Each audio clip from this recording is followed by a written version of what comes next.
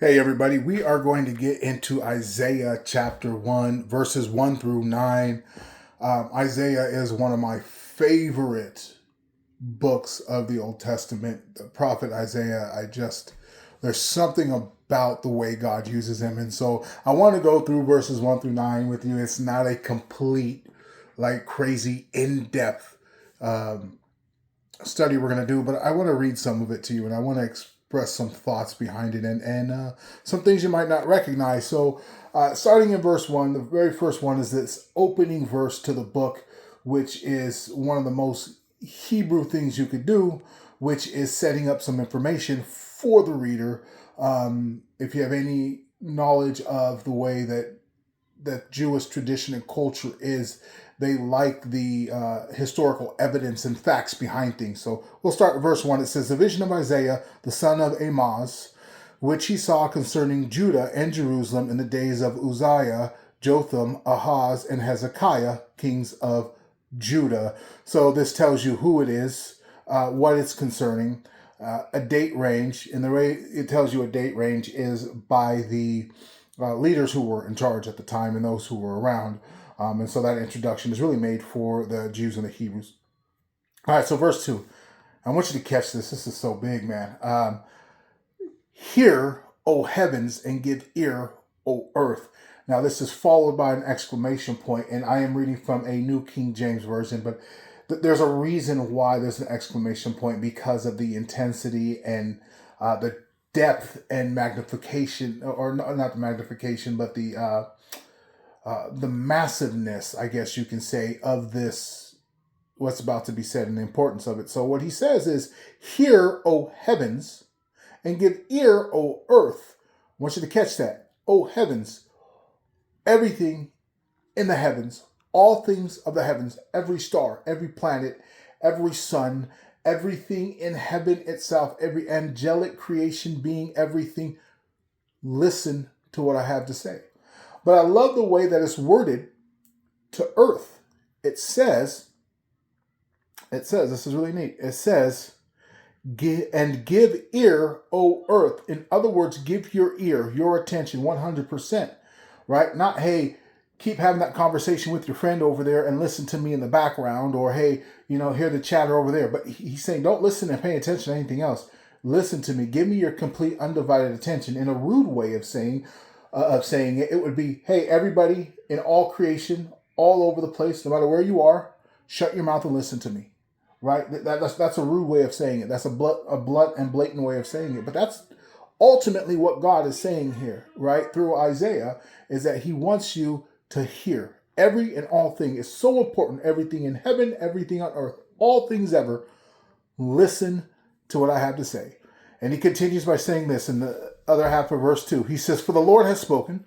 I have nourished and brought up children, and they have rebelled against me." Now, this sets the tone of what this conversation is going to be about, but actually the way that it's going to be said. So this is an emotionally impacted conversation that's about to happen. You might say, well, God's not emotional. He's in charge of his emotions. But here's the thing. God is speaking through a human, and God knows exactly how Isaiah is going to react and how Isaiah is going to speak, and that we are creatures that have emotions, and that we can be at times driven by emotions, so that when we speak, oftentimes it will be with emotional impact, right? So this is a very emotional thing, and you have to catch that just by what's being said. He says, "I have nourished and brought up children." So if you understand what the word nourished means, it's not just to provide a sustenance to keep somebody healthy. What this means, what this word means, is to completely provide for, right? To completely nourish, to completely just be, to take care of, right? That is not just food and clothing and water, but also in learning, teaching, correction, law, order, rebuke, punishment, all of the things. God says, "I have nourished and I have brought them up." I have brought them up. He says, "I have nourished," and now they turn their backs on me. God is upset. And it's sad, because this is from the very beginning that this is what man does. Understand, even before the creation of man, God nourished man. So one of the examples I'm going to give you real quick is in the book of Genesis. If you go back into the book of Genesis and you read, there was something that took place right before God created Adam. Before the first man was even on the ground, there was something that God did. God had already created the earth. All these fruit-bearing trees, the fruit that was good for meat, everything that we needed to survive and to sustain us, God had already created, right? That is nourishment within itself in its true definition, but there was something else that God did, right? There was no rain, but God did something. Have you ever went outside, and if you do it right now, or not right now, when you're done with this, go outside your house, if you have any foliage out there, any brushes, any plants, any flowers, and take a nozzle, your water hose with a nozzle, and put it on mist, and mist your plants and see what happens, right? They become more vibrant, not just because you've wet them and you've cleaned them a little bit, but they begin to absorb that water, and watch how they become a little bit more robust and more vibrant and more beautiful and more full of life, and they seem stronger. The branches and the leaves, they'll be a little bit more firm and stand more erect, and they just have a strength and a vigor about them that they didn't have prior to the mist, right? What God did for man prior to man being created, the last thing he did was he made a mist come up out of the ground. And now I've heard a lot of different stories about this, or thoughts behind it. But I remember when I first read that, I thought, what a wonderful, loving God, that he said, you know what, I've made all this for man, but I'm going to make it this much sweeter for him. And he decided to make a mist come up out of the ground and cover the garden to allow the garden to just be that much more perfectly ripe and perfect for man when man gets here. God didn't just do the bare minimum for us. God went above and beyond to where we were overflowing, so to speak, right? But then, as soon as something new and weird came around, do you remember how we described the serpent as the most cunning of all the creatures on the ground? So what happened? Something new and interesting came around, and we forgot about what God told us. He nourished us. He brought us up. Throughout the Bible, it tends to be a repetitive pattern here, right? It's a theme. God nourishes us, raises us up, and then we forget about what God did. We forget about who God is. And in a lapse of judgment, in a lapse of faith, and in a lapse of trusting in him and knowing in him and being submissive, we go after that thing, that little fruit, that cunning little serpent, that shiny, bright new thing, that new, the new social climate, whatever's happening, the new trend, and we chase after it and forget about honoring God. And so it says, I have nourished and brought up children, and they have rebelled against me. And then it goes on to say this in verse 3, and Pastor Mike Jacobson, I love you so much if you're watching this. I'm going to try to do what you do. He doesn't like saying certain words that are in the Bible, one in particular word. In verse 3, it says, the ox knows its owner, and I'm going to say the donkey its master's crib. But Israel does not know, my people do not consider. Do you catch that? God is saying, hey, look, even the oxen and the donkey know who their master is. But Israel doesn't even know who I am. I have nourished them. I have raised them up. This is such an emotional thing. And so it continues on and says, alas, a sinful nation, a people laden with iniquity, a brood of evildoers, children who are corrupters. They have forsaken the Lord. Man, they have provoked to anger the Holy One of Israel. They have turned away backward. These same people, our children, we look at it from our point of view. No matter how much we do for our children, we will strive for them. We will fight for them. We will provide for them. We will love them. But it pales in comparison to what God has done for us and what God did for Israel. We can never measure up to that. And when our children turn on us, imagine how we feel. When your child becomes rebellious, the frustration, the anger, the angst, the struggle. Sometimes you see parents that fall into depression, parents who give up, parents who fall into fits of rage, and just it changes their whole personality and everything about them. Could you imagine if we did as much as God did for our kids. Mm. So even though we can sit here and really relate to this as parents, understand that our love for our children and our sacrifices for our children pale in comparison to God's sacrifice for us. So the scale in which God is being betrayed is far greater than any betrayal our kids can have on us. Man. And so now comes something else that's said. It's so big. And so this is really, really good. It says, why should you be stricken again? You will revolt more and more. The whole head is sick and the whole heart faints. From the sole of the foot even to the head, there is no soundness in it, but wounds and bruises and putrefying sores. They have not been closed or bound up or soothed with ointment. I want you to catch what's being said here. God says, why should you be stricken anymore? In other words, why should I even correct you anymore? It doesn't matter what I do to correct you. Why should you be stricken down? Why should you in any way be rebuked? All you're going to do is rebel and revolt against me more and more. Why should I do anything else out of love for you? Wow, you're like, God doesn't say that. God is love. You're right. God is love. And God is telling you, you tell me why I should continue loving you. In essence, he's saying, because we know that correction is love. But he's saying right here, why should I? You're just going to keep revolting against me. He says, and the reason why is because the whole head is sick. You're so messed up. You're so sick. And I want you to catch how he's doing this. It's almost metaphysical. He's talking about the personhood of Israel. I want you to catch that. He's talking about the internal issue of Israel. Is sick.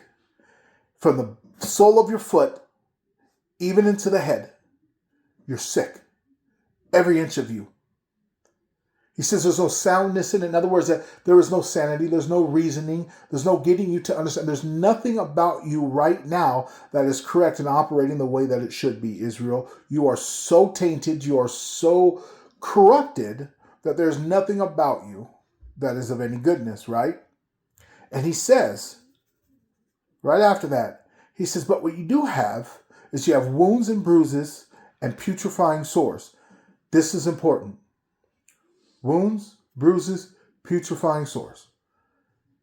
That comes from understanding that you are injured. You know that you're injured. When you have wounds, when you have bruises, when you have putrefying sores, you know that you have injuries. You know that you have wounds. You know that things hurt because you can feel it. If you have a bruise, it's sore. You feel it. You lean against it. You sit on it. Sometimes you don't have to do anything and you just feel it. If you have wounds, if you have cuts, if you have sores, you can feel it. You know these things exist. This is so important that God says this through Isaiah because the very next thing holds even more importance and credence. It says they have not been closed or bound up or soothed with ointment. In other words, you haven't even done nothing to treat it. You continue to do these things. You continue to hurt yourself. You continue to walk in ways that cause bruises, that cause sores, that cause wounds, that cause putrefying. How is it worded again? That causes putrefying sores, but you do nothing about it. And you just let them consider. And what happens to a sore that goes untreated? Look up pictures for untreated infected sores or putrefying sores. Look it up. Look at the images. It's horrendous what happens. And God's saying that's what we're doing spiritually. But I want you to see what happens in this verse, right? Is we go to the next verse, verse 7, and all of a sudden there's a change in direction. But you have to catch it. Because it seems like Isaiah is just going on a rant attacking Israel. But he's talking about the condition of Israel. So first he talked about the condition of Israel, the people, right? But now he starts talking about your environment, right? Your world, the things all around you, and what you do when you allow the enemy or allow yourself, not even the enemy, let's be honest, when we allow ourselves and we bring it upon ourselves to start acting in a way that is against the Father. This is what he says in verse 7. Your country is desolate. The cities are burned with fire. Strangers devour your land in your presence, and it is desolate, as overthrown by strangers. So the daughter of Zion is left as a booth in a vineyard, as a hut in a garden of cucumbers, as a besieged city. This is verses 7 and 8. This is really important because he's trying to express to, look, yes, you have all these internal conflicts and all these internal problems and things that you are not dealing with. And because of that, look what it does outwardly in your world. Your country is desolate. Your cities are burned. So is your life desolate? Are things all around you burning and falling apart? That even people you don't know are coming around and destroying your land right in front of you. That wicked enemy is right in front of you. You're just letting them destroy it because you're busy living in a world or a life that God does not want you living in, because you haven't embraced repentance and following God the way that you're supposed to follow God. Instead, you're following your fleshly desires or the ways of the world or the next best thing that society has put in front of you and said, this is it, right? But check this out. One of the things that happens is it says, so the daughter of Zion is left as a booth in a vineyard, as a hut in a garden of cucumbers. So back in the day, so first off, the daughter of Zion, he's talking about Israel, the people of Israel, right? So it talks about a booth in the vineyard, or it says as a hut in a garden of cucumbers. What it was is they would build these ramshackle little huts and things to be in a garden to help them to maintain the garden. But when the season came, when they would harvest everything, they would leave those huts out there to just, fall apart and wither away. And he's saying that's what the daughter of Zion is becoming, as a hut. And saying like he's watching his people just wither away into nothingness and becoming decay to the world around it that it has placed itself in. This is so important. But then in verse 9, and this is the last verse that we're going to go over real quick, Isaiah says something in the very first part of this that I don't want you to miss. He says, before we go there, the very last 4 words, he describes, in verse 8, he describes the daughter of Zion, or the people of Israel, as a besieged city.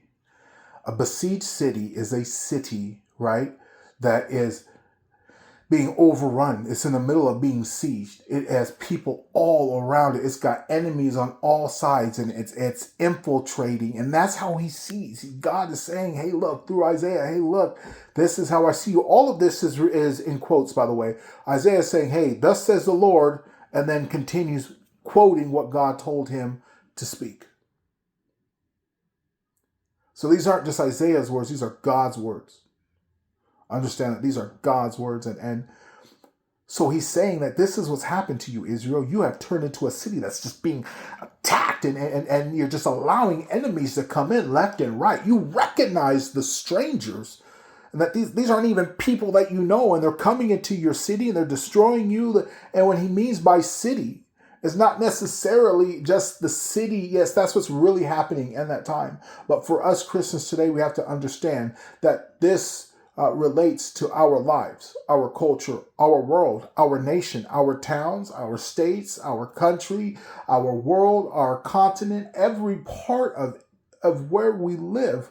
When the enemy comes in, you'll see these strange, wicked people coming in doing what they do. And that's not a political jab. I want you guys to know that that's not what my intent is. My intent is to tell you that the enemy is wicked and he is a stranger. He is not meant to be where we are or be with us. He's not one of us, and we are not meant to be kind to him. We are supposed to be strange and different from him. And we can see that the different thing is coming in, but to allow it to come in, how wicked of a state are we in at that point? And so in verse 9, Isaiah starts off with this very, very important thing. He says, unless the Lord of hosts had left to us a very small remnant. Come on. Do you catch that? He's saying, unless. This is so important. But I guess you're going to have to get it in context as I read the whole thing real quick. Unless the Lord of hosts had left to us a very small remnant, we would have become like Sodom. We would have been made like Gomorrah. What he's saying is that is and has been our fate. It's what we deserve. To be like Sodom and Gomorrah. Listen, Israel. Listen, daughter of Zion. Listen, today's Christian.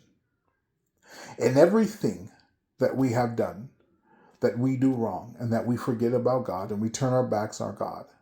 When God nourishes us and he raises us up, but then we rebel against him, and our just deserts, is to be like Sodom, is to be like Gomorrah.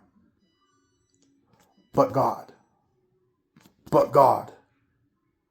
unless the Lord of hosts had left to us a very small remnant. Kind of reminds you of Noah, doesn't it? The whole world, wicked. But there was a small remnant. There was a small remnant.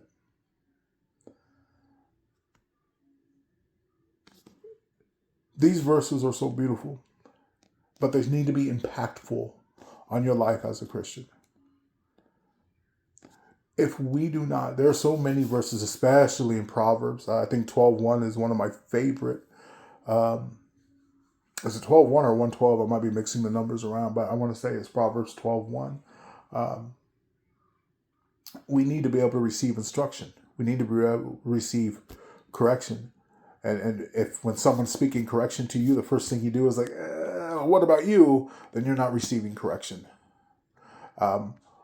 Because it's a fool who can't receive correction. Isaiah in this chapter is giving correction to Israel. So Christian today, I want you to spend some time reading that and see how much that resembles your life, right? And the way that you walk, the things that you do, that even if they're incidental or accidental here and there, and it's every once in a while, maybe it's a one-time thing, but it's something that needs to be corrected. Because the truth is, our just deserts for our walking away from God and rebelling is to be like Sodom and Gomorrah. And we know what happened there. Hey, I love you guys. Pray for me that I will find the time soon to continue on from verse 10, because there are some amazing things I really want to go over with you. To be honest, this is one of my favorite chapters in the whole entirety of the Bible. And I know you're like, oh, it's an Old Testament one, and that's your favorite. It really is. And so I'd like to go over the rest of it with you. So pray that Holy Spirit really compels me and moves me and to make sure I continue this little study we have on Isaiah chapter 1. Love you guys. God bless you. And I hope you like this video.